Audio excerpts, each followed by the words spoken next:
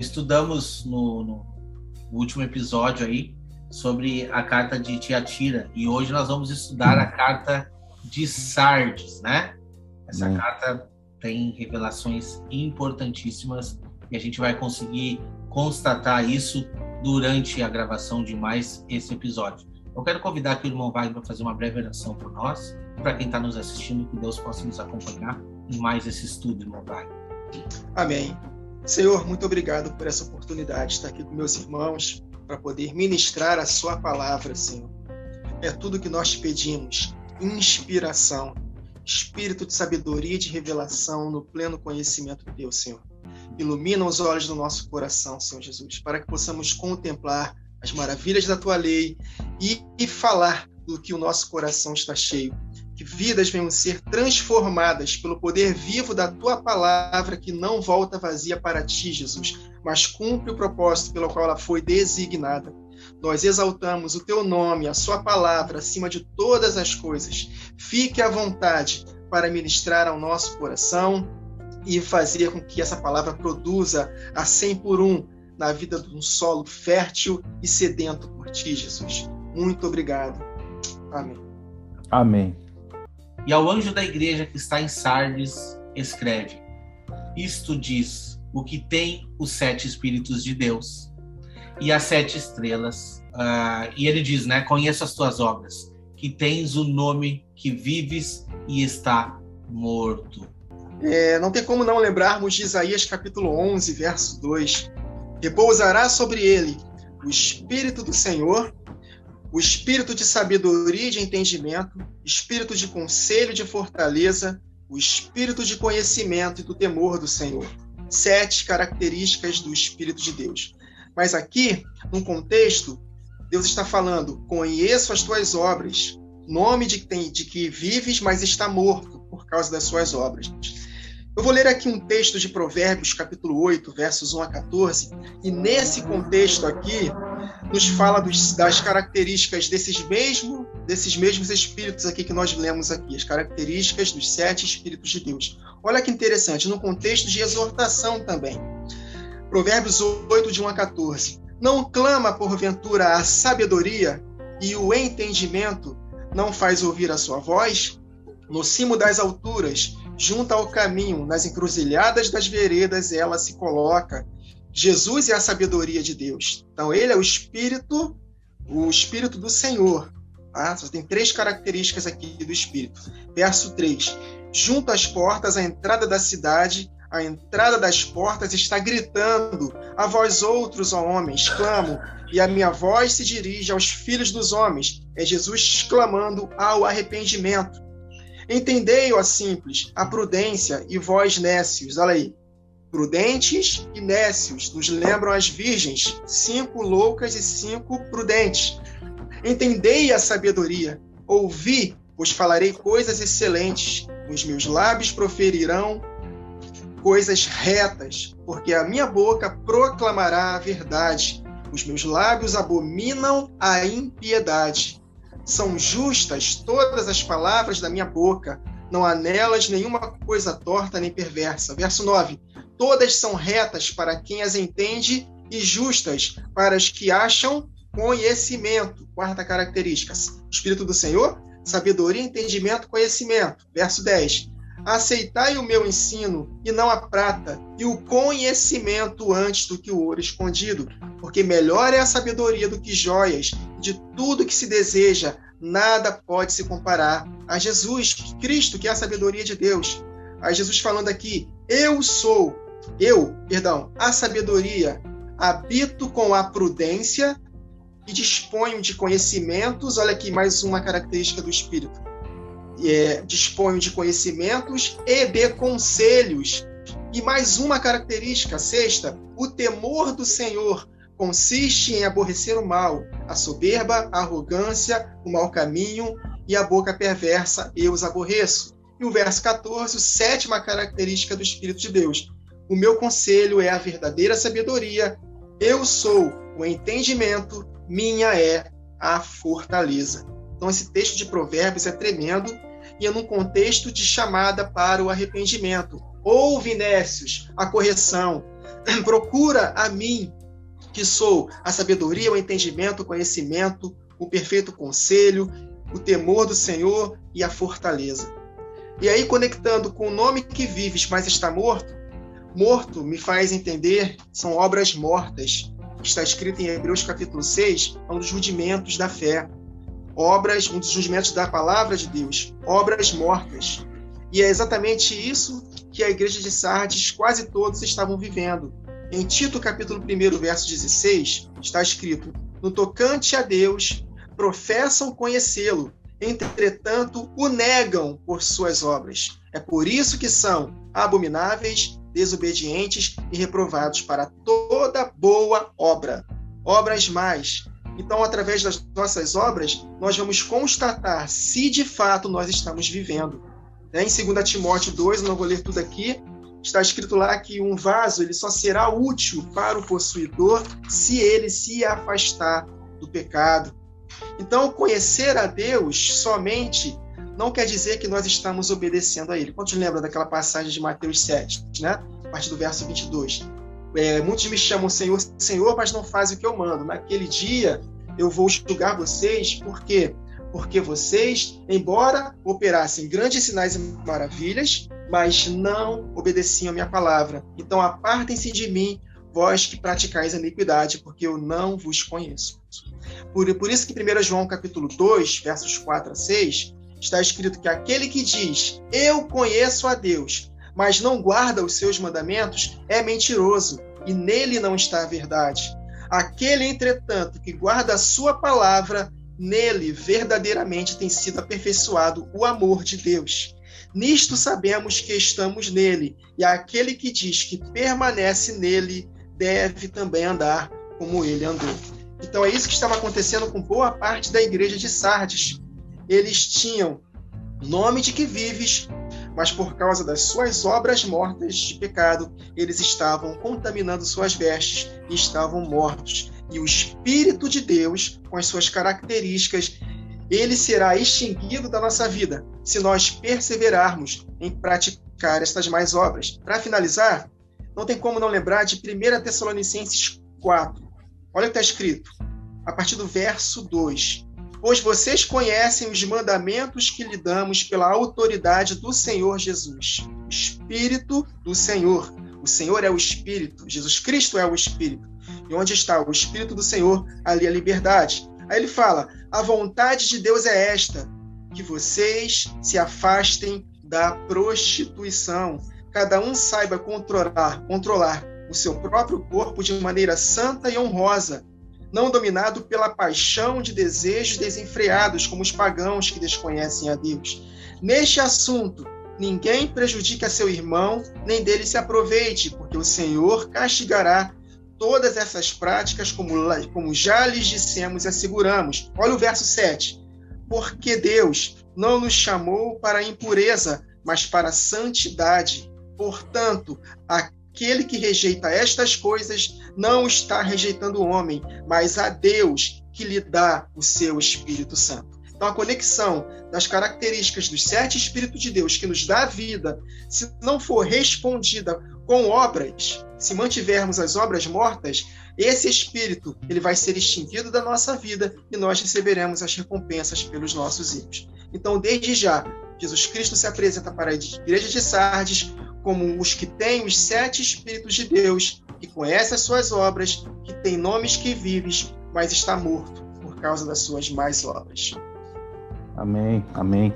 Interessante essa palavra, né, Sardes, que aponta para uma das pedras que estão estruturadas na Nova Jerusalém, que é a pedra de sárdio, ou outros chamam de coralino, que ela tem aquela aparência de avermelhada, cor de carne viva realmente, e a mensagem pesada para a igreja de Sardes.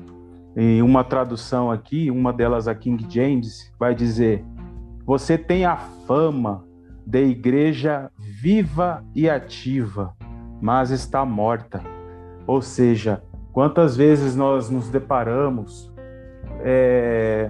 com cenários assim em que muitas pessoas são movidas pelo falso avivamento, pelo movimento, né, levado pelas emoções da alma, pelo engano. Eu vejo aqui a igreja de Sardes já afundada no engano da apostasia, né, movidas por um falso avivamento, motivando por falsas emoções que são provocadas pelo sistema babilônico, que já adentrou aí, né, em lugares profundos para enganar muitas pessoas.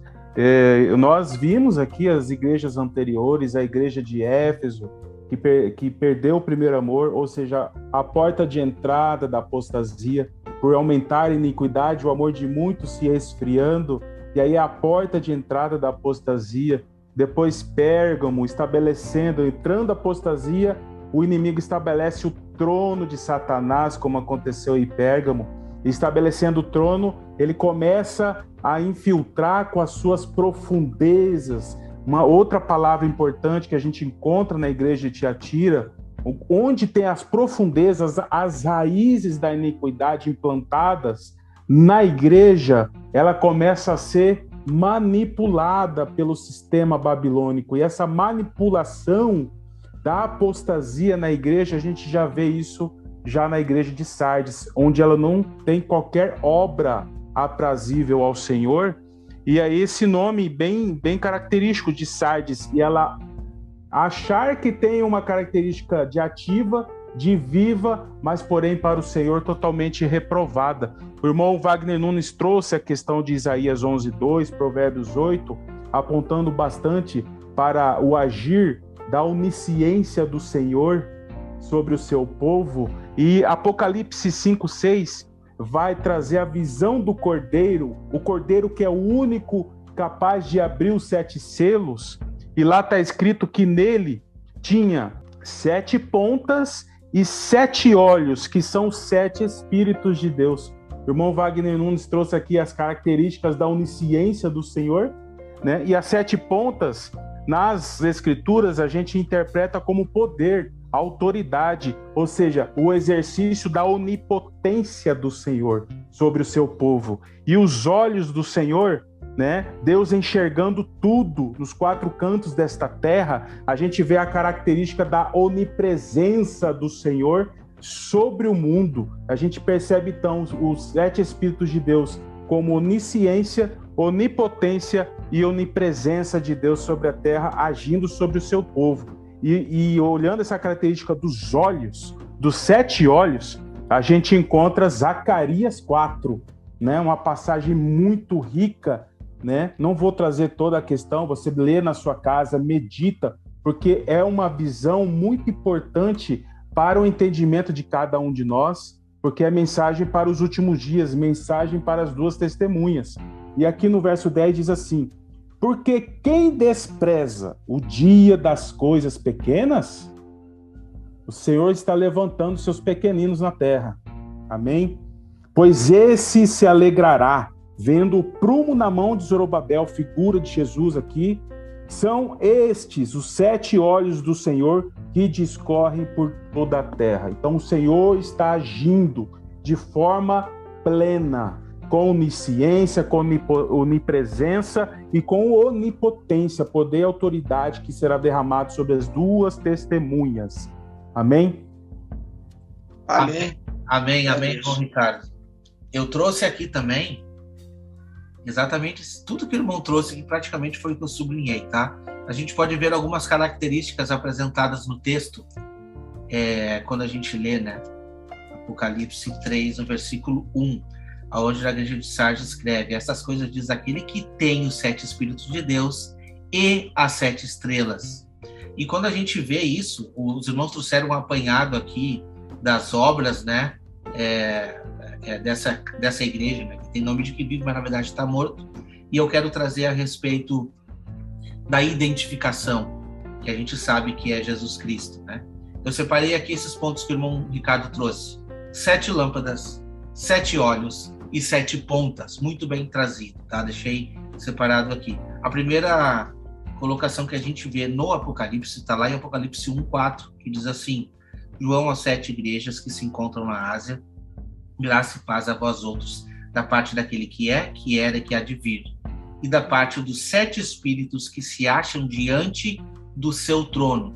E a gente vê a referência de quem são esses 7 espíritos, que é a ação do Senhor Jesus Cristo juntamente com Deus. 7 espíritos. A gente pode ver em Apocalipse 4, no versículo 5, dizer assim: do trono saem relâmpagos, vozes e trovões, e diante do trono ardem as 7 tochas de fogo, que são os 7 espíritos de Deus. Quem estará ardendo como tochas de fogo nos últimos dias, irmão Wagner?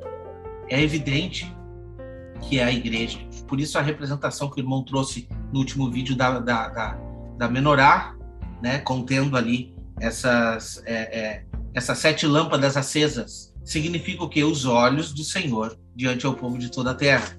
O irmão não trouxe, mas, irmão, desculpa, esse texto ele é muito importante. Eu preciso ler Zacarias 4. Eu separei porque a conexão é tremenda. Infelizmente, as igrejas de hoje em dia não abrem muitos profetas para trazer, mas se abrisse, eles iam ter a revelação profunda do livro de Apocalipse, né? Porque assim, olha, presta atenção quem são esses 7 olhos, esses 7 espíritos do Senhor. 4, versículo 1. Tornou o anjo que falava comigo e me despertou como a um homem que é despertado do seu sono. Olha só que interessante já essa informação de cara. A gente podia fazer um episódio só para tratar desse capítulo, né?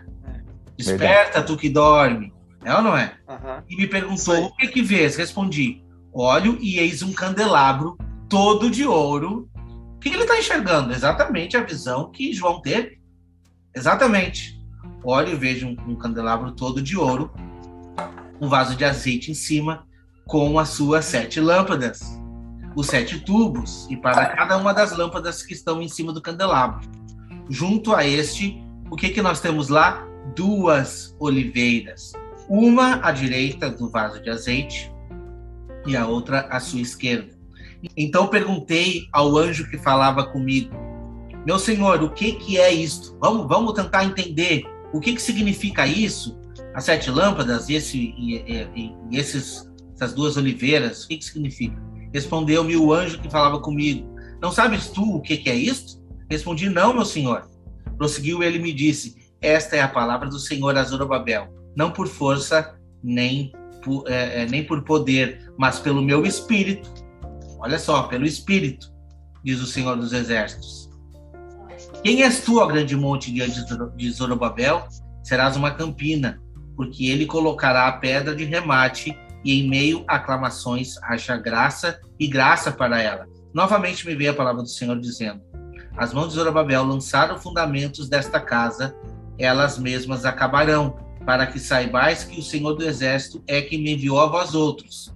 Pois quem despreza o dia dos humildes começos, esse alegrar-se-á vendo o prumo. Olha só que interessante, o prumo na mão de Zorobabel.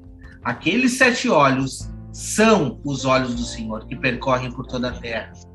E a explicação das 2 oliveiras agora. Prossegui e lhe perguntei, e quem são as 2 oliveiras? À direita e à esquerda do candelabro.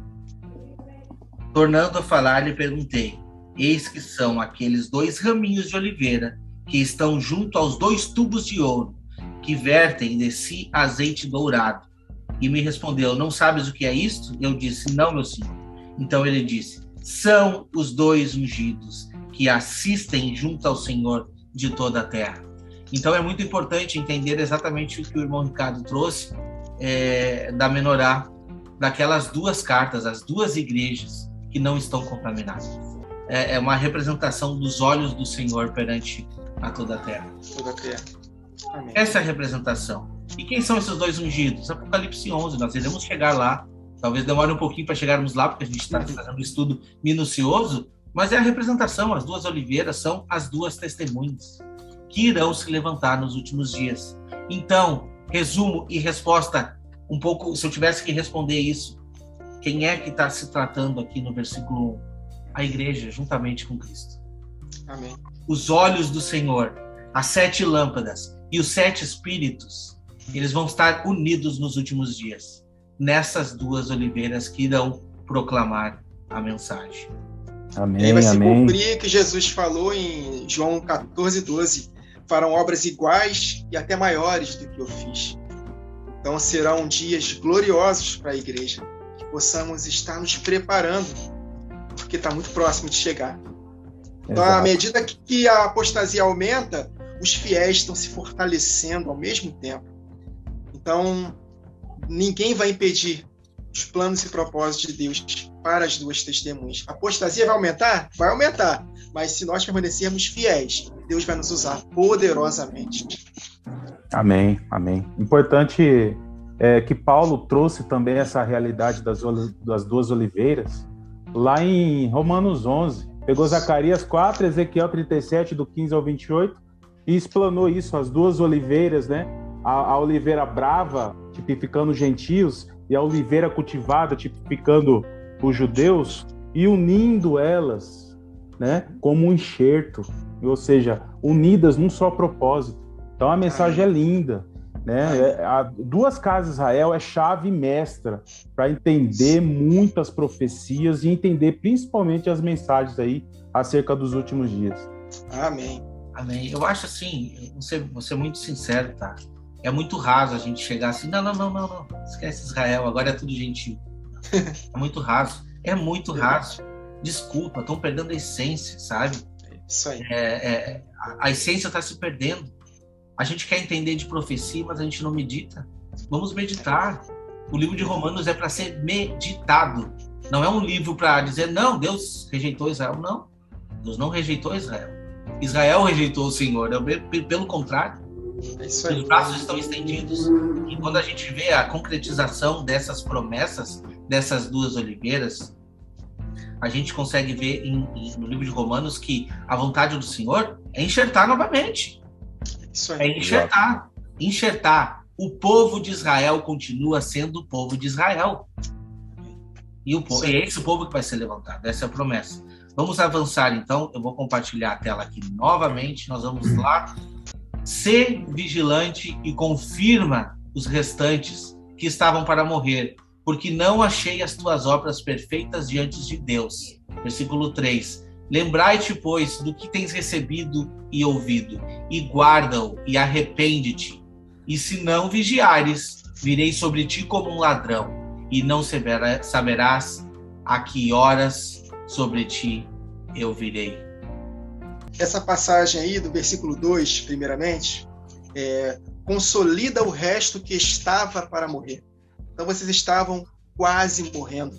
Vocês têm nome de que vive, mas está morto. Mas ainda há uma esperança. Arrependa-te, porque eu não tenho achado íntegras as suas obras na presença do meu Deus. Íntegras, algo que é inteiro. E isso me chama muita atenção, porque Deus tem falado comigo muito sobre integridade. Inclusive no meu canal tem um vídeo falando sobre integridade a qualquer custo. Deus não vai nos usar se nós negligenciarmos a integridade.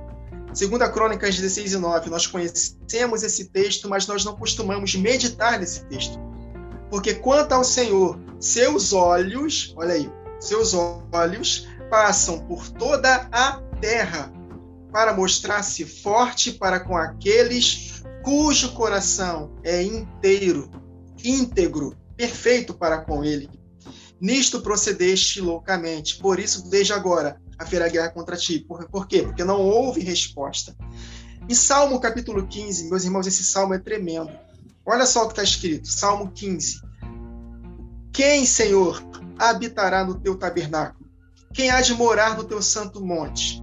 O que vive com integridade e pratica a justiça e de coração fala a verdade. O que não difama com a sua língua, não faz mal ao próximo, nem lança injúria contra o seu vizinho. O que, aos seus olhos, tem por desprezível ao reprovado, mas honra aos que temem ao Senhor, espírito de temor. O que jura com dano próprio não se retrata. O que não empresta seu dinheiro visando lucro, nem aceita suborno contra o inocente. Quem assim procede, jamais será abalado. Jesus falou, os que ouvem as minhas palavras e as pratica, eu vou compará-lo a um homem prudente, 5 virgens prudentes, que cavou a sua casa sobre a rocha, vem tudo contra ela, e ela não cai, porque ela está firmada na rocha. Por quê? Porque ela ouve as palavras e as pratica. Então Deus está falando para a igreja, eu quero usar vocês. É uma característica da igreja do tempo do fim. Nós já aprendemos que as 7 lâmpadas vão ser acesas. Então nós precisamos atentar, porque Deus não vai usar qualquer um. Ele vai usar aqueles cujo coração são inteiros para com ele. Porque os olhos do Senhor, os 7 Espíritos de Deus querem se manifestar na vida daqueles que andam com integridade. E no verso 3, vocês precisam lembrar do que tem recebido e ouvido. Aguarda-o e arrepende-te, porque senão virei como ladrão, e não conhecerás de modo algum que hora virei contra ti. Nós sabemos, pela palavra de Deus, que Deus não voltará como ladrão para aqueles que estiverem prontos. Ele virá como ladrão repentinamente para aqueles que estão desapercebidos. Em 1 Tessalonicenses 5, vou ler aqui: irmãos, relativamente aos tempos e às épocas, não há necessidade de que eu vos escreva, pois vós mesmos estáis inteirados com precisão de que o dia do Senhor vem como ladrão de noite.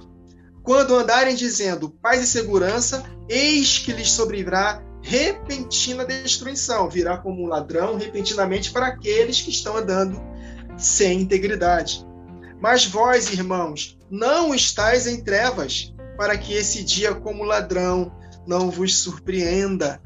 Então, se nós andarmos com integridade, nos arrependendo das obras mortas, passarmos de fato a não apenas ter o nome que vive, mas viver de fato a palavra de Deus, ele de fato vai nos usar poderosamente, e nós não seremos surpreendidos como ladrão, porque ele virá como ladrão para aqueles que não estão obedecendo a palavra.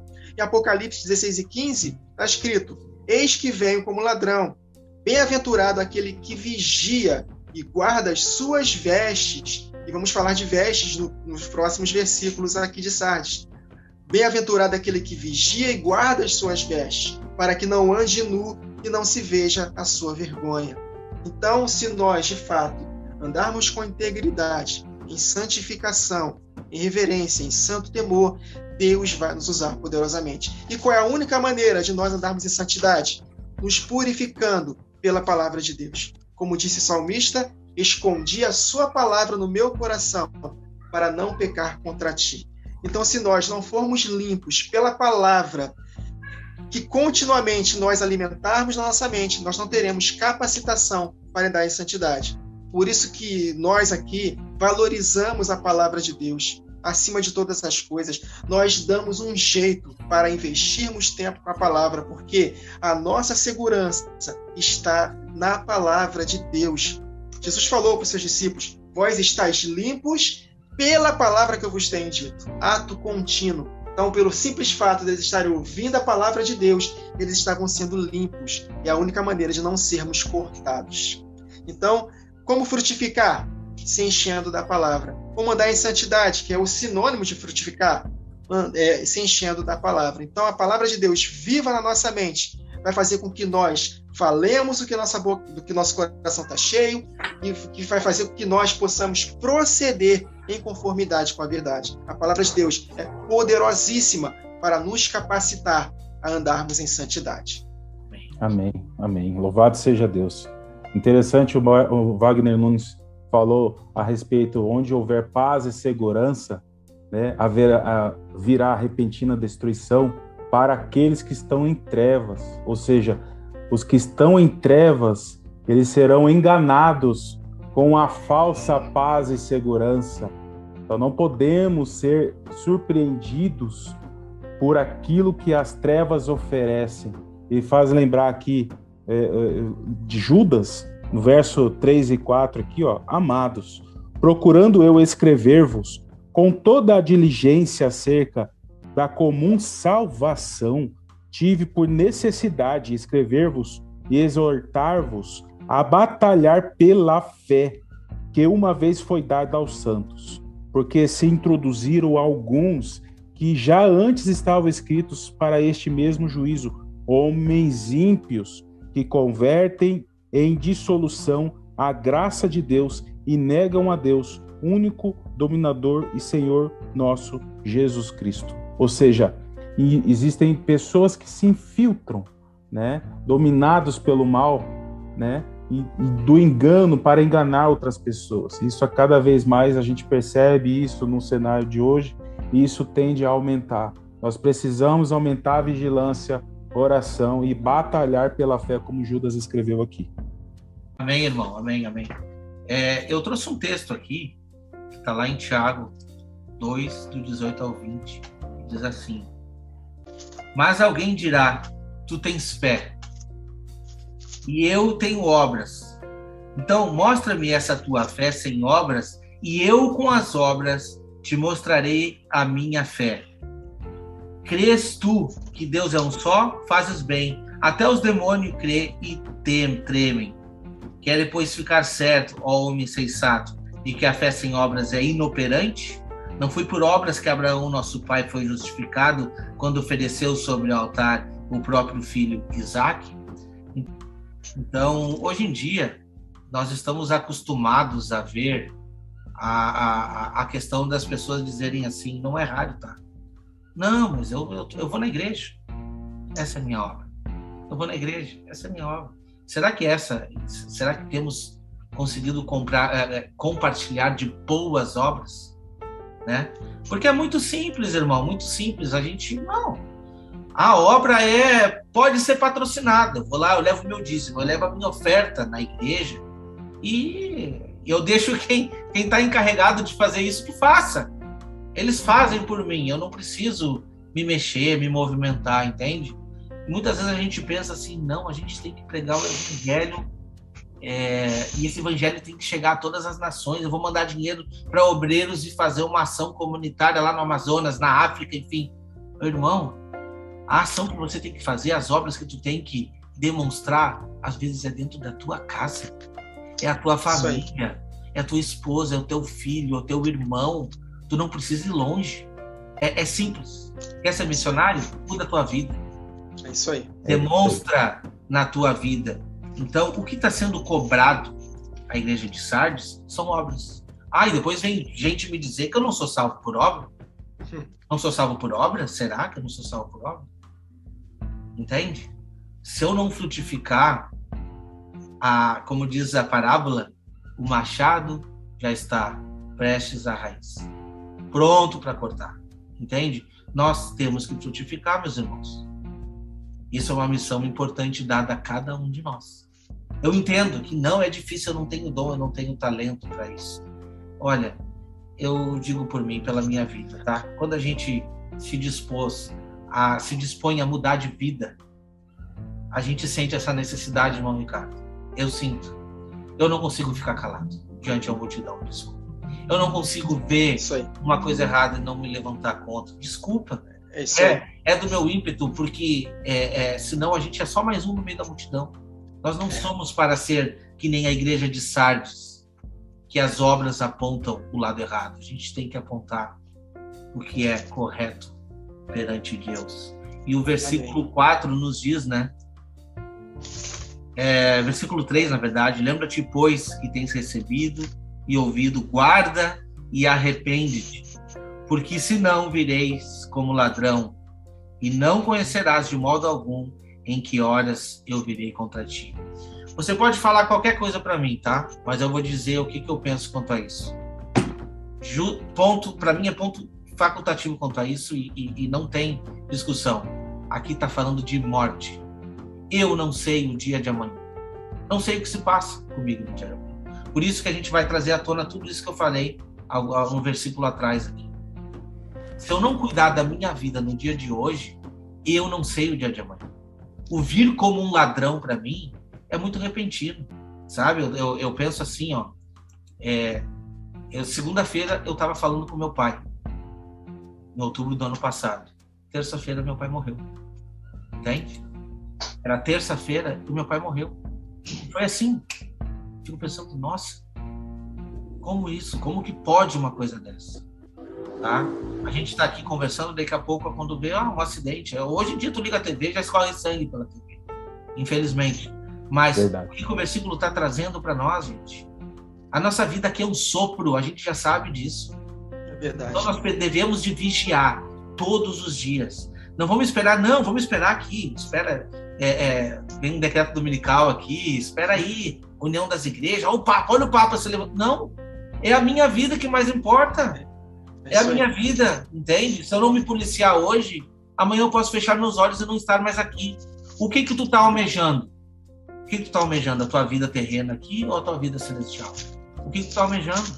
Eu quero dormir todos os dias com a minha consciência tranquila de estar fazendo a vontade de Deus.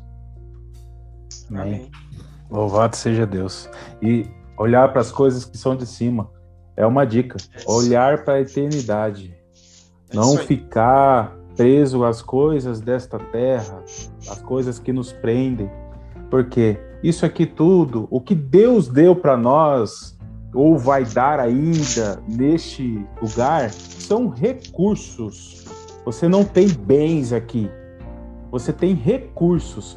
O que é que você está fazendo com os recursos que o Senhor lhe confiou na tua mão? É para edificar vidas ou é para apenas acumular riquezas que podem ser corroídos aí pela ferrugem? Você precisa ser o mordomo, né? E servir pessoas com aquilo que Deus colocou na sua mão. Isso são obras que Deus requer de você, obras da fé. Amém. O irmão citou Judas, capítulo 1, para que nós possamos batalhar pela fé. Aí eu lembrei da passagem de Lucas, capítulo 18, né? Quando o Filho do Homem voltar, porventura achará fé na terra? E o contexto de Judas para batalhar pela fé é não deixar ser seduzido pelos falsos profetas, pelos falsos mestres que praticam iniquidade. Então, sem fé, é impossível agradar a Deus. Fé com obras, porque a fé sem obras é morta. Então, Jesus, ele quer achar fé na terra quando ele voltar. Agora, se nós morrermos hoje, Jesus já voltou para nós. Por quê? Segue-se o juízo. Então, nós não sabemos o que vai acontecer conosco amanhã. Se Deus quiser, viveremos. Não só viveremos, como faremos isso, faremos aquilo. Então, isso tem que gerar temor no nosso coração. Porque, de fato, a gente não sabe o dia de amanhã.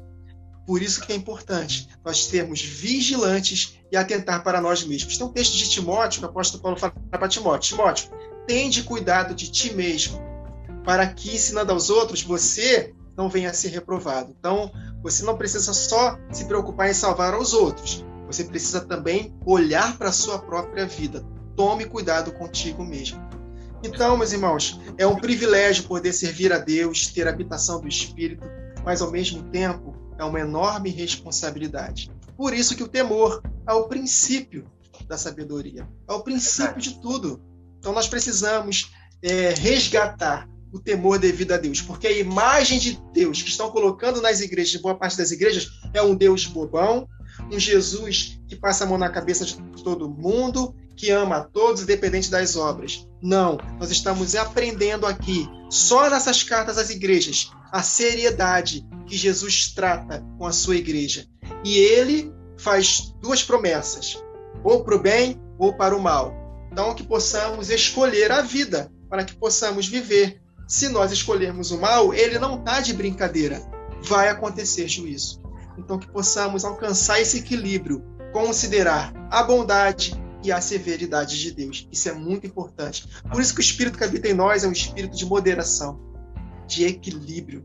Então, Ele nos dá sabedoria para poder discernir essas coisas. Verdade. O irmão Ricardo trouxe uma colocação ali e eu tinha um texto anotado que eu não ia trazer, mas agora o irmão Wagner já coroou aí e eu vou trazer esse texto porque ele dá o fechamento e ele se encaixa muito bem com essa carta que a gente está lendo aqui de Sardes, né? Olha só, Tito 1, do 15 a 16. Todas as coisas são puras para os puros. Todavia, para os impuros e descrentes, nada é puro. Porque tanto a mente como a consciência deles estão corrompidas. No tocante a Deus, professam conhecê-lo, entretanto, o negam como? Por suas obras. É por isso que são abomináveis, desobedientes, e reprovados para toda boa obra. Então a questão de obras aqui também, como eu falei, depende da gente. Depende muito de nós. Agora, se as nossas obras nos apontam esse lado reprovável, como que a gente acha que o Espírito de Deus vai agir dentro de nós para que a gente cumpra as boas obras? Não vai agir, meu. Desculpa, mas não vai. É muito claro, não vai agir. Vamos avançar então. O próximo versículo é o versículo 4, eu acredito. Tens contudo em Sardes umas poucas pessoas que não contaminaram as suas vestiduras e andarão de branco junto comigo, pois são dignas, mas são poucas. Olha só, são poucas, mas dignas. Que interessante. Ricardo. Amém. Então, olha, são poucas. Alguns não mancharam suas vestes com este mundo. E aí eu volto aqui de novo para Judas. Judas aqui no final tem algo bem interessante. Mas vós, amados, edificando-vos, a partir do verso 20, edificando-vos a vós mesmos sobre a vossa santíssima fé, orando no Espírito, conservai a vós mesmos no amor de Deus, esperando a misericórdia de nosso Senhor Jesus Cristo para a vida eterna.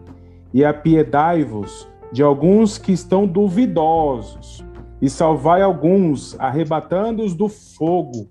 Tende deles misericórdia com temor, aborrecendo até a roupa manchada da carne. Ora, aquele que é poderoso para vos guardar de tropeçar e apresentar-vos irrepreensíveis com alegria perante a sua glória. Interessante esse verso 23 aqui, né? A questão da roupa manchada. E essa roupa manchada faz alusão às coisas deste mundo. A iniquidade, ela está totalmente envolvendo este mundo, e este mundo, as coisas do mundo, estão entrando na igreja, estão enganando muitos domésticos da fé. E para quê? Para alavancar, para fomentar a apostasia nesses últimos dias.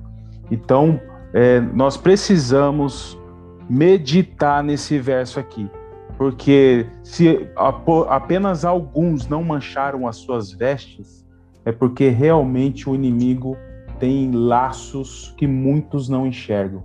E aí nós precisamos estar atentos, porque como atalaias do Senhor, precisamos avisar quando o inimigo está chegando, como está escrito lá em Ezequiel 33. Amém. Vestiduras, na palavra de Deus, é a nossa condição diante dele. E aqui em Sardes está falando que poucas pessoas não contaminaram suas vestiduras. É o que o Senhor Jesus falou, né?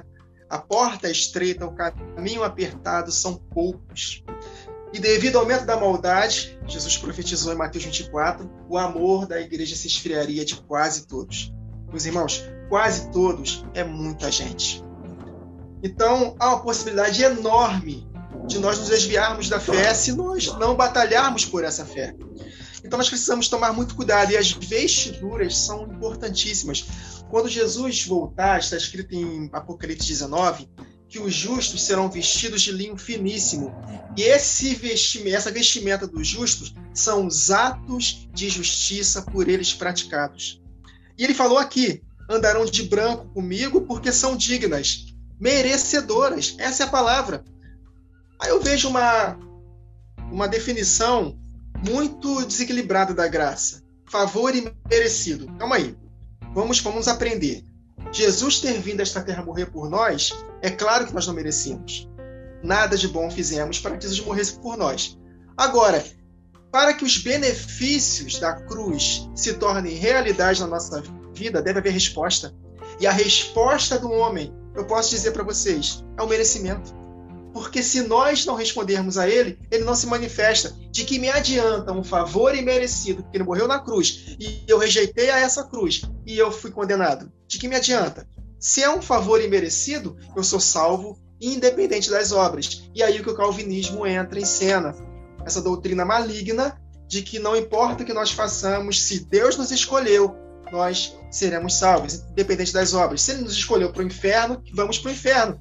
Então nós temos que tomar cuidado e entender a palavra. É muito simples. São dignas, merecedoras. Por quê? Porque andaram em santidade. E essa parte da vestidura, os irmãos citaram Zacarias 4, eu não vou deixar de ler Zacarias 3, que está falando acerca das vestes do sumo sacerdote Josué, que estavam sujas. Vamos ler? Zacarias capítulo 3, a partir do verso 1. Deus me mostrou o sumo sacerdote Josué, o qual estava diante do anjo do Senhor. O anjo do Senhor aqui é Jesus. E Satanás estava à mão direita para se lhe opor. Satanás estava resistindo a ele. Mas o Senhor disse a Satanás, o Pai disse a Satanás, o Senhor te repreende, ó Satanás. Sim, o Senhor que escolheu a Jerusalém te repreende. Não é este um tição tirado do fogo? Olha o detalhe, verso 3. Ora, Josué, trajado de vestes sujas, estava diante do anjo. Tomou este a palavra e disse aos que estavam diante dele, tirai-lhe as vestes sujas. A Josué disse também, eis que tenho feito que passe de ti a tua iniquidade. Apartai-vos de mim, vós que praticais a iniquidade. Olha aí, se arrependa, e te vestirei de finos trajes. E disse eu, põe-lhe um turbante limpo sobre a cabeça, purifique, se transforme pela renovação da vossa mente. Permita que a palavra de Deus, limpe os seus pensamentos para que as suas ações sejam consequência daquilo que vocês estão pensando. Puseram-lhe, pois, sobre a cabeça um turbante limpo e o vestiram com trajes próprios. E o anjo do Senhor estava ali.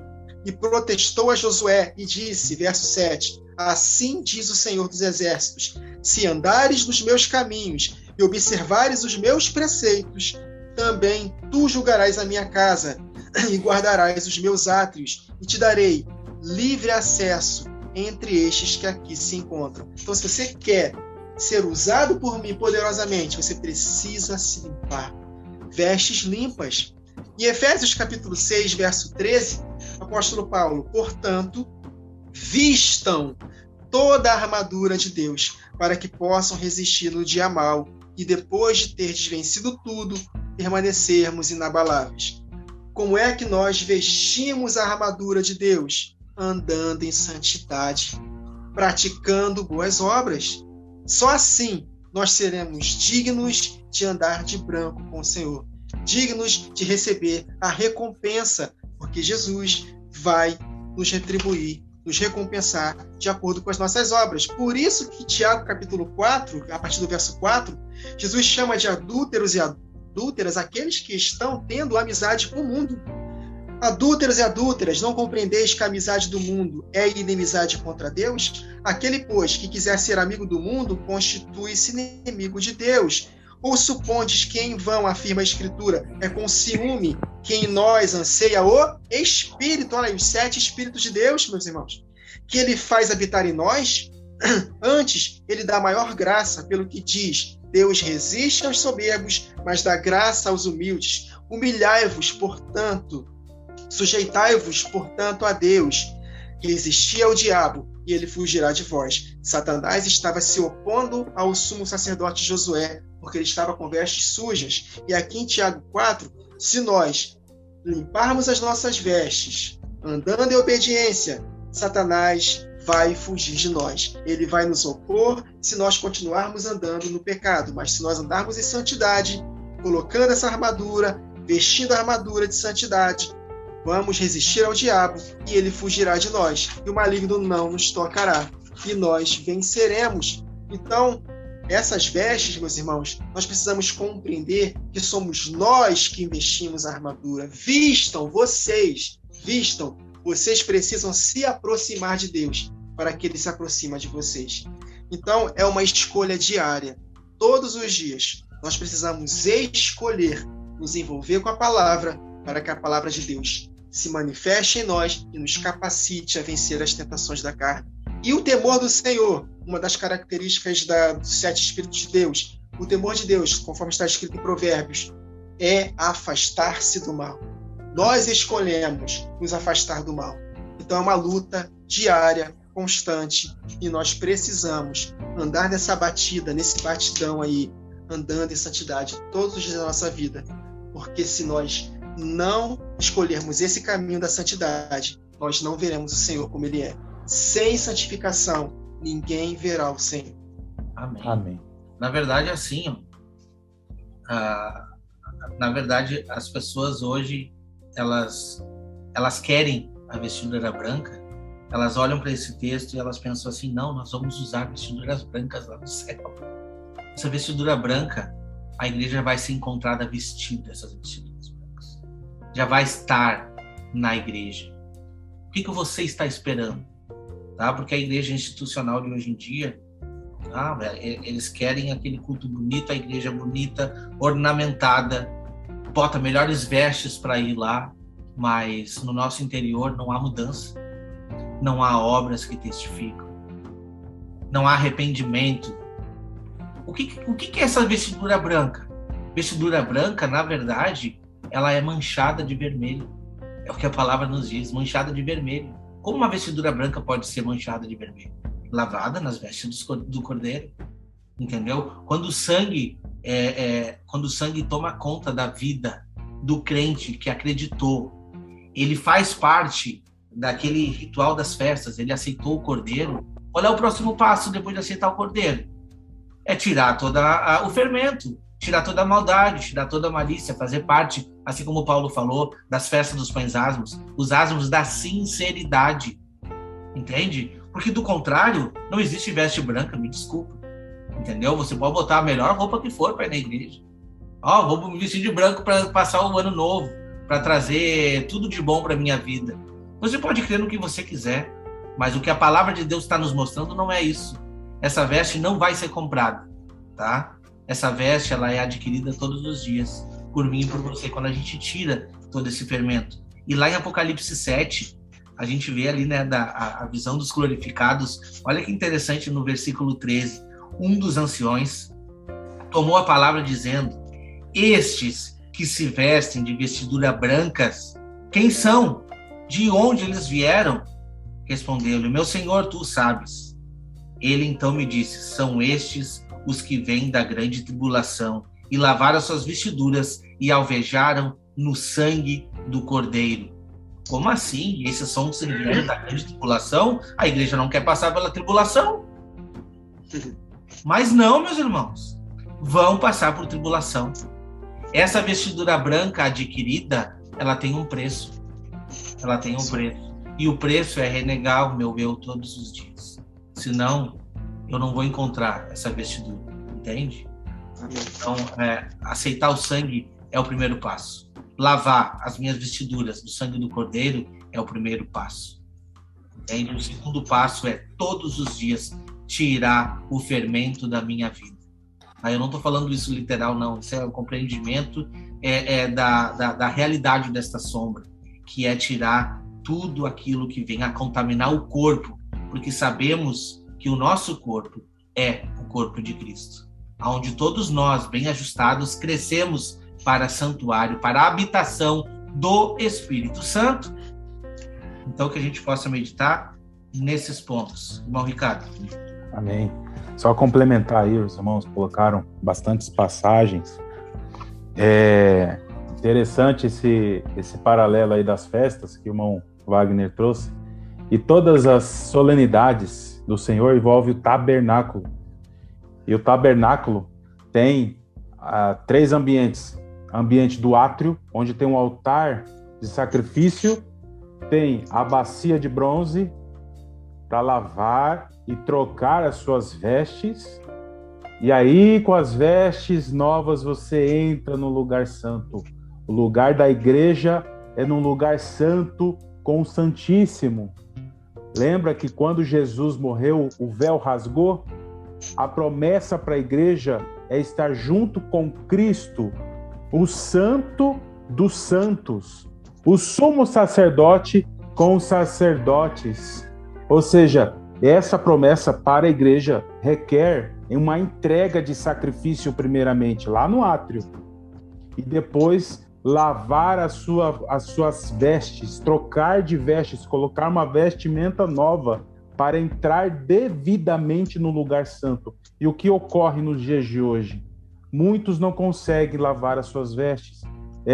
São pessoas que ficam no círculo vicioso do sacrifício, presos no pecado. Eles sacrificam o seu novilho, não cumprem os seus votos de poder ter o conserto com o Senhor e de prosseguir na lavagem das suas vestes. Eles voltam a pecar, voltam a cometer os seus erros, ficam presos pelo engano, presos pelas doutrinas humanas, doutrinas de demônios, presos nos pecados, com os desejos carnais, e eles não saem do altar de sacrifício, não chegam na promessa de lavar as suas vestes e entrar no lugar santo, de serem acesos e realmente exercer reino e sacerdócio com o Senhor.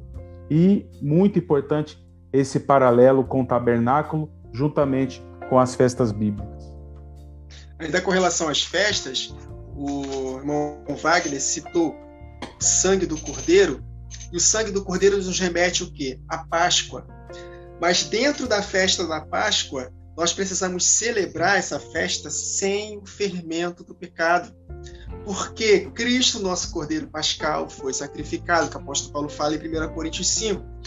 Então, em conexão com a Páscoa, nós precisamos andar em santidade, porque aquilo que eu falei para os irmãos, de que me adianta um favor imerecido se eu não desfrutar desses benefícios. Esses benefícios da Páscoa, do Cordeiro sacrificado, só serão realidade na minha vida se eu celebrar a festa sem o fermento. Eu anotei aqui que na lei, se fosse encontrado um fermento, algo fermentado na casa de um judeu, ele seria eliminado. Então, meus irmãos, nós precisamos entender que não basta só crer no sacrifício de Jesus. É necessário celebrar essa festa sem fermento. Interessante que esse texto de Apocalipse 22 e 14, que está escrito aqui, em boa parte das Bíblias está escrito: bem-aventurados os que lavam suas vestes no sangue do Cordeiro, para que tenham direito a entrar à árvore da vida e possam entrar na cidade pelas portas. Só que se nós formos para a Bíblia grega, o dicionário grego, você clica lá nas palavrinhas, sabe o que significa ali? Na verdade, as palavras no grego bem-aventurados os que guardam os seus mandamentos. Então, há uma íntima relação entre lavar as suas vestes e guardar os mandamentos. Pode ver lá, quem tem a Bíblia com aplicativo grego, clica lá, você vai ver lá os significados das palavras. Guardam os seus mandamentos. É o mesmo que lavar as suas vestes no sangue do Cordeiro, porque a festa da Páscoa, no dia seguinte, se fosse celebrada a festa da Páscoa, dentro da festa da Páscoa tinha a festa do sem fermento, né? Se fosse celebrada a festa dos pães ázimos, eu queria lembrar disso aí, se fosse celebrar a festa da Páscoa com pães fermentados, de nada valeria o sacrifício, seriam eliminados da comunidade. Então, há uma íntima relação entre crer no sacrifício de Jesus e andar em santidade. Amém, meu irmão, amém. O que o irmão trouxe ali de Apocalipse 22, 14, eu tinha anotado esse verso também, porque não deixa de ser uma promessa. Bem-aventurado os que fazem isso. E a promessa é a mesma, trazida ali no versículo 5. Ao vencedor será assim, vestido de vestiduras brancas, e de modo nenhum apagarei o seu nome do livro da vida. Pelo contrário, confessarei o seu nome diante do meu Pai e diante dos seus anjos. Hoje, no nosso estudo lá do grupo de WhatsApp, eu escutei, eu acho que foi o irmão Wagner que falou sobre isso, do nosso nome estar desde que a gente nasce no livro da vida. Amém. Porque nós somos predestinados para a salvação. Então, quando a gente entende sobre predestinação, é exatamente isso. Predestinado para a salvação. O que vai mudar esse curso é nós mesmos. Se a gente mudar esse curso, é por conta própria. Porque Deus nos dá o livre-arbítrio. Agora Ele quer que todos se salvem. Entende? Então, Ele quer que todos se salvem. Então, o direito do nome no livro da vida, nós já temos. O nome já está lá. A gente só tem que manter. Como que a gente faz para manter, irmão Ricardo? Manter essa característica, né, é muito importante. Nós ficamos meditando, né, no nosso dia a dia, tantas lições que a gente precisa resetar na mente. Me lembro aí de Romanos, né, 12, transformai-vos pela renovação do vosso entendimento, da vossa mente. Quantas coisas a gente, durante toda essa vida, a gente vem com as amarras de muitos pensamentos, muitas doutrinas, né? E nós deparamos assim com a palavra de Deus quando nos entregamos, às vezes, numa situação, num cenário de adversidade. Nós temos um encontro pessoal com Deus, e nesse encontro pessoal com Deus, nós começamos a entender o propósito. A predestinação, a eleição, é para cumprimento de um propósito. E muitos focam muito na salvação, mas existe um propósito que está relacionado com a sua eleição. E graças a Deus que temos a oportunidade de hoje, como diz lá em Hebreus, o dia é hoje de você entender o propósito de Deus para a sua vida, de você realmente enxergar o propósito, enxergar o porquê é que você está aqui, para seguir um direcionamento conforme o Senhor predestinou antes da fundação do mundo para a sua vida. Então isso é muito importante. Quando nos encontramos com o Senhor, e o meu encontro foi com a palavra, louvado seja Deus por isso. E eu tive, graças a Deus, a oportunidade de entender esse propósito das duas casas de Israel, nas festas, entender as sombras, entender o motivo, o porquê que eu estou aqui hoje. Amém. É para cumprimento de um propósito, para confirmar a minha eleição, aquilo que o Senhor colocou para a minha vida desde a fundação do mundo. Amém. Amém. Amém. Então, o Wagner citou, né, a questão que a gente conversou no WhatsApp hoje, de que, na verdade, o nome é escrito no livro da vida desde quando nós somos concebidos. Porque o desejo de Deus não é criar um homem para a perdição. Que Deus louco é esse que os calvinistas ensinam? Um Deus que cria um homem para a perdição? Não, Deus cria um homem com amor. Se nós lermos lá o Salmo 139, nós vamos ler lá a maneira como nós fomos tecidos no ventre da nossa mãe, com amor, com carinho.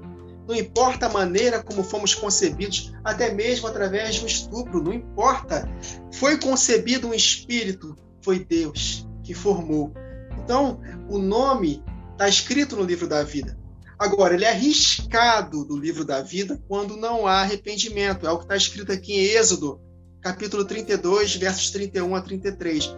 Moisés intercedendo pelo povo que estava caindo na gandaia lá no episódio do bezerro de ouro. Tornou Moisés ao Senhor e disse: Ora, o povo cometeu grande pecado, fazendo para si deuses de ouro. Agora, pois, perdoa-lhe o pecado, ou se não, risca-me, peço-te, do livro que escreveste. Só que Jesus falou: eu não vou perdoar só porque você está intercedendo. A nossa intercessão é muito importante, queridos. Mas a nossa intercessão, ela dá oportunidade para que essa pessoa se arrependa.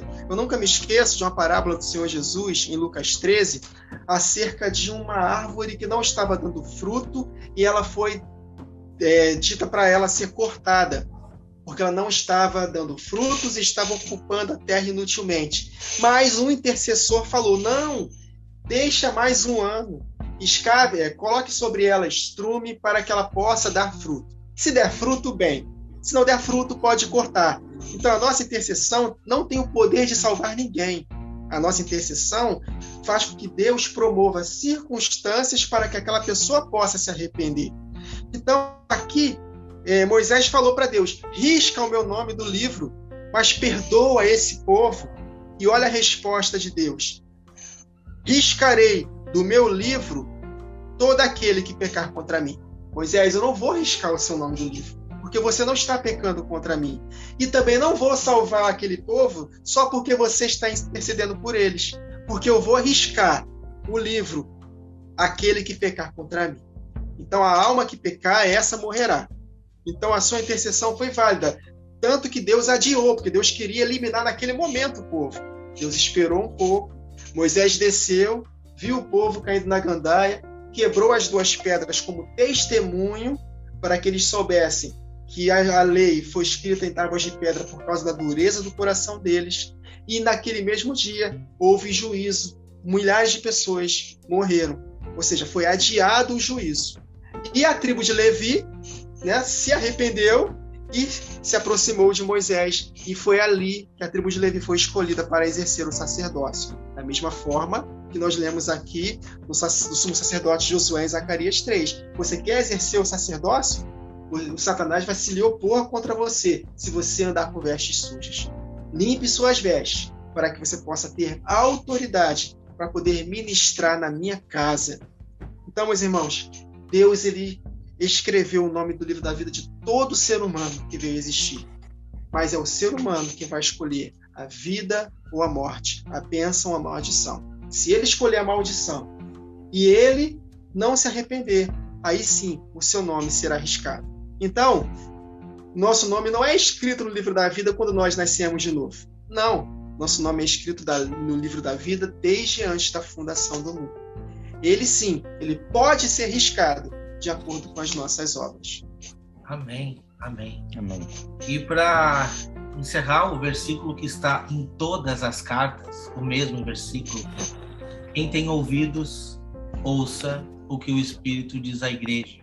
A minha pergunta para você de casa é: você tem ouvido? Você tem ouvido? Você tem orelha? Você tem ouvido? Então ouça. Ouça, sabe? É simples, meus irmãos. Ouça. Volte nas outras cartas, vá lá e ouça. São 7 espíritos.